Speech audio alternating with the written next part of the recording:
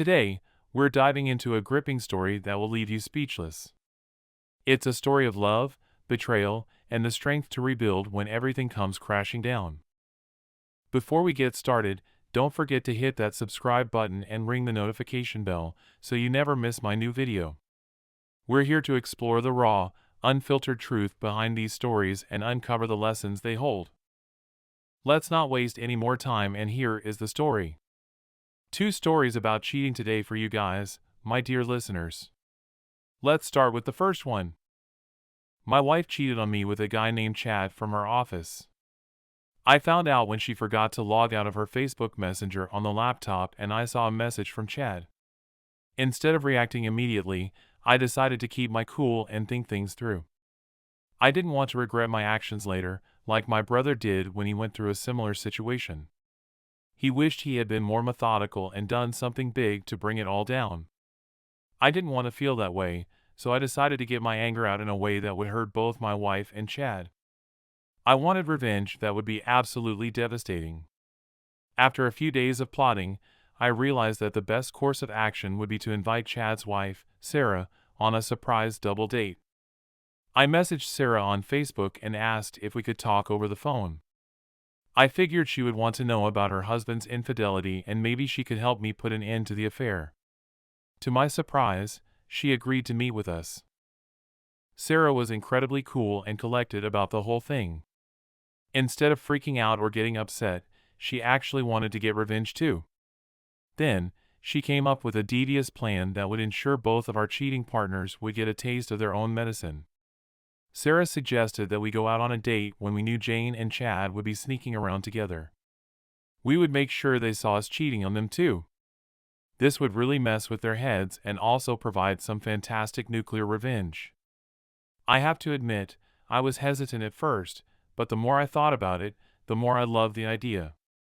We talked often for a few days as we both started looking for signs and potential times when they would be getting together. We finally figured out that Jane and Chad would be meeting up at the swanky bar on Friday night on the other end of the city. Friday came and Jane said she was just going to be going out to eat with one of her friends and then they were going to go shopping for a bit. I played along, heart thumping in my chest, knowing what was up my sleeve. Chad told Sarah that he and the guys were going to go axe throwing or something, but we knew where they were really going. So, Sarah and I decided that we would go on our date and then accidentally bump into them there just to see the looks on their faces. We even agreed to dress up and look amazing. On a side note, Sarah actually did look amazing.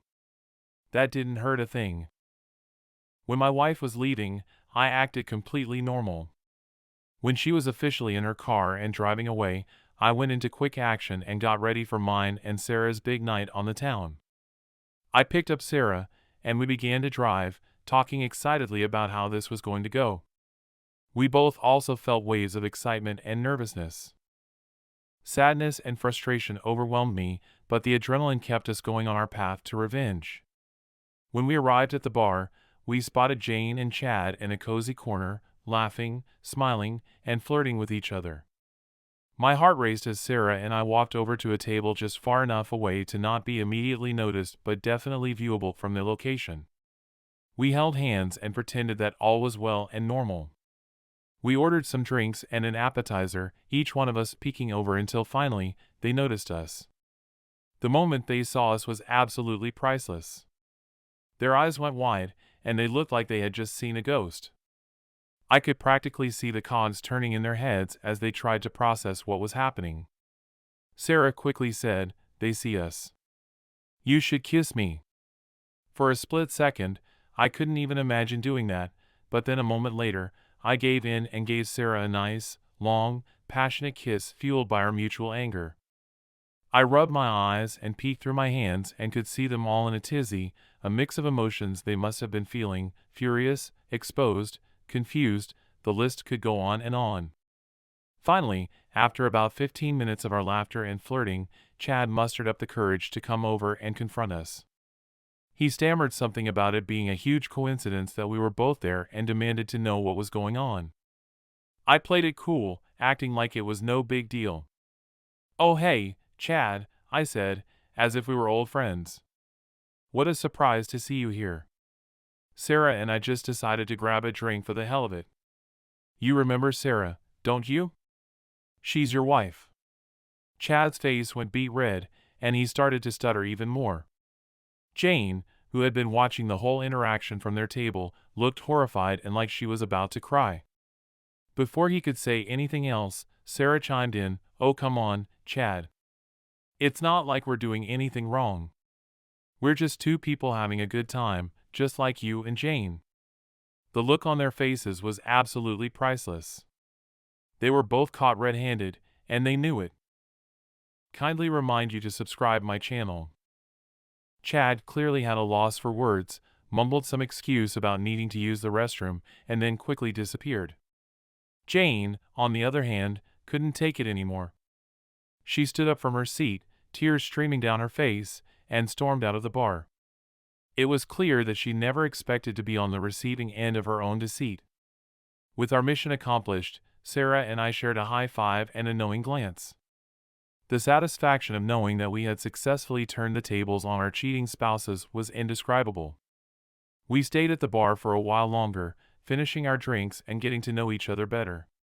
Despite the circumstances that had brought us together, we realized that we actually had a lot in common and enjoyed each other's company. As the night went on, Sarah and I exchanged stories about our marriages, how we had tried to make things work, and how we had each been let down by our partners. It was therapeutic to be able to share my pain with someone who understood it so deeply. When it was time to leave, I took her home, and we both promised to keep in touch. We knew that there were going to be some difficult conversations and decisions ahead of us, but at least we had each other for support. Over the next few weeks, both of our marriages crumbled. Jane and Chad were both extremely remorseful, but it was too little too late. Sarah and I supported each other through the process of filing for divorce and dealing with the emotional fallout that followed. In the end, our little revenge plot did more than just teach our cheating spouses a lesson. It brought two people together who were dealing with immense heartache, and it gave us the strength to move on from the past. Now, I'm not saying that Sarah and I are a couple or anything. It's way too early for that, but we have become really good friends, and who knows what the future might hold. But in the end, it doesn't matter if that goes any further. We have helped each other a lot during this time, and that in and of itself has been great. So there you have it, my story of nuclear revenge on my cheating wife and her stupid affair partner. Well executed. Story 2. Subscribe my channel for more stories. My new wife cheated on me during our honeymoon, so I ghosted her and took all our stuff with me. Guys, I need to share this story with you all because it's been the craziest and most surreal experience of my life. My heart is still racing, and I'm not sure if I'll ever fully recover, but here goes. My wife Emma and I had just gotten married, and we were spending our honeymoon in paradise. We chose a beautiful beach resort to celebrate our love and relax after months of stressful wedding planning. The first day went great. We were enjoying the sun, the sand, each other's company, and all the other things that you'd enjoy on a honeymoon. However, I started noticing something odd on the second day. We were at the beach when Emma suddenly decided she needed to go back to the room to use the bathroom and grab more drinks. No big deal, except that she was gone for almost an hour. I didn't think much of it at first, but when it happened again on day 3, I couldn't help but feel suspicious. So on the 4th day, when Emma once again announced that she needed to head back to the room, I decided to follow her. I told her I'd stay at the beach, but as soon as she was out of sight, I got up and trailed her from a safe distance. When she got near the pool at the resort, I noticed a man sitting there who waved to her. Then immediately, he got up and made his way to her. She smiled and waved back and waited for him to find himself at her side before continuing to walk. I kept on following her and then watched them both get into the elevator. The stairs were right next to the elevator, and the resort only had 3 floors, so I bolted up to floor 2 and peeked out the door. That's when I saw her entering a different room with the guy. I had seen him hanging around the beach. He was this muscular suntan guy who'd been giving her lingering looks, but I never thought she'd be interested. My heart sank. The door closed behind him, and I was left standing there in disbelief. I mean, I'm a good-looking guy too, with a nice build and plenty of money, so what the hell did this guy have that I didn't? I was beyond devastated, but I knew I had to act quickly. The last thing I wanted was a public confrontation, so in my intense anger, I went back to our room, packed up our luggage, and made the decision to ghost her entirely. I snatched both room keys and left her with nothing but her swimsuit she was wearing when she entered his room and her ID, which I left at the front desk when I checked out. I told them that this woman would probably come here asking about her room key and that she would need this. I know that was an ass move, but seriously, I wanted to make it as difficult for her to get back home as possible. Plus, I needed time to get back and get my things before she could figure out what the hell happened and then catch up with me. As I made my way to the parking lot, my hands were shaking and my emotions were all over the place, but I was resolute in my decision. I got into our car and started the 5.5-hour drive back home, leaving her behind to face the consequences of her actions. A few days later, after I moved out of our apartment, Emma's mother called me and I answered. She began to berate me about everything that I did and to tell me what her daughter had to go through just to get back home. Here's how it went. Apparently, Emma was in full-on panic mode when she realized I was gone. She frantically tried to get back into our room only to find that she was locked out. She had no clothes, no money, and no way to contact me. Yes, I even took her cell phone. After trying in vain to reach me from the hotel lobby phone and begging the hotel staff to let her into the room, they finally let her in only to find that I had taken everything. At this point, she had no choice but to call her parents and explain the situation. After asking her 100 times what could have caused me to be such a jerk to her and to ghost her like that, she finally had to admit that she had cheated with a guy at the hotel and that I must have somehow found out. Her parents, of course, were furious, but they wired her money so she could buy some clothes and rent a car to drive back home. I can only imagine the embarrassment she must have felt as she made that call. At the time, I couldn't care less. As a matter of fact, I still don't care. It took hours for all of this to transpire. I just wish I could have seen the look on her face as she started her suffering. Emma's reveal didn't end there. Apparently, the rental car she got turned out to have a faulty gas gauge and it showed she had more fuel than she actually did, so she ran out of gas in the middle of nowhere. Stranded on the side of the road, still reeling from the shock of everything that had happened, she had to call for roadside assistance and wait for an hour for them to arrive and fill her tank. It must have been a humbling experience for her, and I can't help but think that maybe in some way she got what she deserved. Imagine 1 second being on your honeymoon, sitting on the beach, eating delicious food, escaping every care in the world, and just hours later, you're stranded on the side of the road, hungry and abandoned. Yeah, she deserved that. Anyway, I reached our apartment way before she did. My buddy met me there to help me, and I had plenty of time to pack my belongings and move out. Though I did so in record time, I didn't even leave her a note. I didn't want to give her the satisfaction of a face-to-face confrontation. Either she didn't deserve that. By the time she got back to our apartment, I was long gone. My phone was blowing up with missed calls and texts from her, but I didn't bother to respond.